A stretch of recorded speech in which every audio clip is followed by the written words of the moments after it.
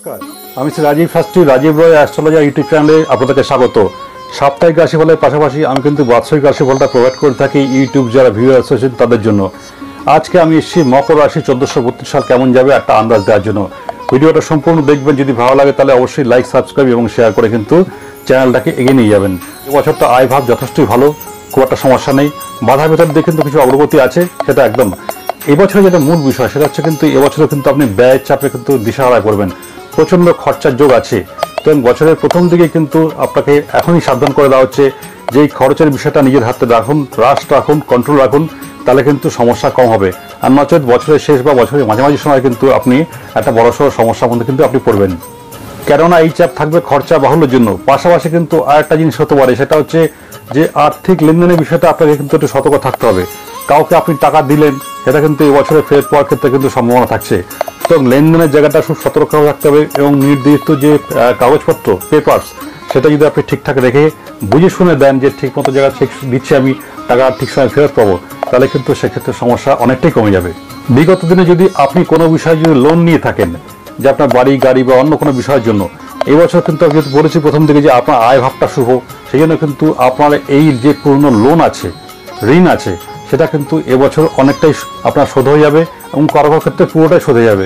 এই জন্য কিন্তু আপনি একটা স্বস্তির নিঃশ্বাস বা একটা হালকা মনের মধ্যে একটা সুন্দর একটা খুশির ভাব কিন্তু আপনি অনুভব করবেন। এই বছর কিন্তু আপনাকে যথেষ্ট পরিশ্রম করতে হবে, তবে কিন্তু সাফল্য আসবে। মূলত যারা কিন্তু ব্যবসা করছেন এবছর কিন্তু তাদেরকে প্রচণ্ড পরিশ্রম করতে হবে, নাহলে কিন্তু সাকসেস আসবে না। এবং পরিশ্রম করার পরে কিন্তু যতটা সাকসেস অ্যাচিভ করা উচিত, এবছর কিন্তু সেই অ্যাচিভমেন্টটা অধরা রয়ে যাবে। মানে সেই যতটা পরিশ্রম, যতটা ফল লাভ করা উচিত, সেটা কিন্তু এই বছর থাকছে না। ব্যবসায়িক জায়গা বা এমনি জায়গাতেও কিন্তু চলাফেরার ক্ষেত্রে একটু সাবধানতা অবলম্বন করা দরকার। মানে আমি আপনার হেলথের জন্য বলছি না, মানে আপনি কি লেনদেন করছেন, কি কাজ করছেন না করছেন সেই জন্য। কারণ এই বছর কিন্তু একটু আপনি বাইরে ঝুট ঝামেলা জড়িয়ে পড়তে পারেন এবং সেই ঝুট ঝামেলা কিন্তু একটু বড় আকার ধারণ করে কিন্তু আপনার লিগাল দিকে চলে যেতে পারে, আইনের দিকে চলে যাওয়ার কিন্তু সম্ভাবনা প্রবল।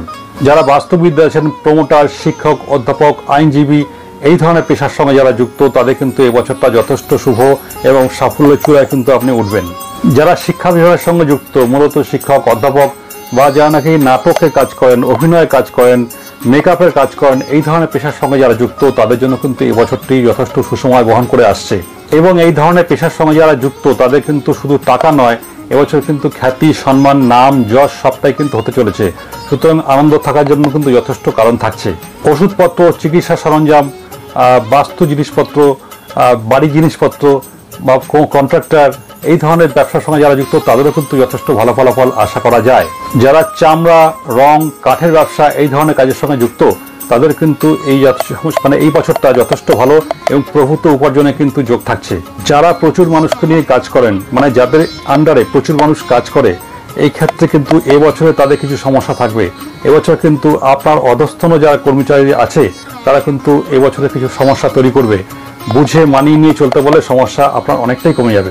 যারা সামাজিকভাবে পশু মানুষের সঙ্গে চলাফেরা করেন, যেমন এনজিও, ক্লাব, পলিটিক্সের সঙ্গে যুক্ত, এবছর কিন্তু আপনাদের যথেষ্ট সুনাম যোগ আছে। নিজের কৃতিত্বে নিজেরা খুশি হবেন এবং প্রচুর মানুষ কিন্তু আপনাদেরকে আশীর্বাদ এবং প্রশংসা প্রদান করবে। এবছরে কিন্তু আপনার সন্তান সুখ থাকছে। আপনার যারা মানে ছেলে মেয়ে আছে, তারা কিন্তু এবছর পড়াশোনার জায়গাটা যথেষ্ট ভালো থাকবে এবং ভালোভাবে করবে এবং কিন্তু তাদের কিন্তু এবছরে কিন্তু সার্ভিস বা চাকরির জায়গাটা যথেষ্ট শুভ, সেটা কিন্তু প্রাপ্তি হয়ে যাওয়ার সম্ভাবনা। যারা নাকি রিলেশনশিপের মধ্যে আছেন, এবছর কিন্তু তাদের কিন্তু খুব একটা ভালো নয়। মাঝে মধ্যে অশান্তি হবে, ঝগড়াঝাটি হবে, তবে একদম বিচ্ছেদ হওয়ার সম্ভাবনা কম। মানে নরমে গরমে ব্যাপারটা এইভাবে থাকবে কিন্তু। সুতরাং নজর রাখুন যাতে সমস্যা না হয়। মকর রাশি জাতকদের কিন্তু এবছর কিন্তু ঘুরতে যাওয়ার একটা প্রবল সম্ভাবনা আছে। ট্যুর, এটা দেশের মধ্যে হতে পারে, দেশের বাইরেও কিন্তু যাওয়ার প্রবল সম্ভাবনা থাকছে। এই বছর মকর রাশি জাতকদের বলা হচ্ছে যে বন্ধু বান্ধবের থেকে কিন্তু একটু সাবধান থাকতে। মূলত লোয়ার যারা আছে আর কি, যারা পড়াশোনায় পিছিয়ে, সামাজিকভাবে পিছিয়ে, এই ধরনের বন্ধু বান্ধবের ক্ষেত্রে কিন্তু সমস্যা আসছে। এবং এই সমস্যা শুধু তার সঙ্গে নয়, এই বন্ধুর নিম্নবর্গীয় যারা বন্ধু বান্ধব আছে, তাদের জন্য সমস্যা তৈরির জন্য কিন্তু পারিবারিক জায়গাতেও কিন্তু সমস্যা তৈরি হওয়ার প্রবল সম্ভাবনা। এবং এই শত্রুরা কিন্তু ছদ্মবেশী শত্রু, আপনাকে বুঝতেই দেবে না সে পিছনে পিছনে আপনার ক্ষতি করে চলেছে। এই ব্যাপারটা ভালোভাবে নজর রাখতে হবে যাতে পারিবারিক জায়গাটা নষ্ট না হয়। এবং প্রয়োজন পড়লে কিন্তু এই বছরে সেই বন্ধুদের সঙ্গে কিন্তু যদি মনে হয় যে শান্তি পাওয়ার জন্য তাদের সঙ্গে সম্পর্ক ত্যাগ করা উচিত বা কোনো আইনি ব্যবস্থা নেওয়া উচিত, সেটা আপনি করতে পারেন।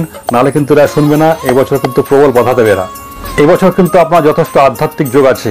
আপনার মনে হবে একটু ধর্মীয় স্থানে যাই, ধর্মীয় চ্যানেল দেখি, ঈশ্বর আরাধনা করি, ধ্যান জপ নাম মন্ত্রের মাধ্যমে কিন্তু আপনার একটা স্পিরিচুয়াল ডেভেলপমেন্ট কিন্তু এবছর হচ্ছে, এটা কিন্তু হবে।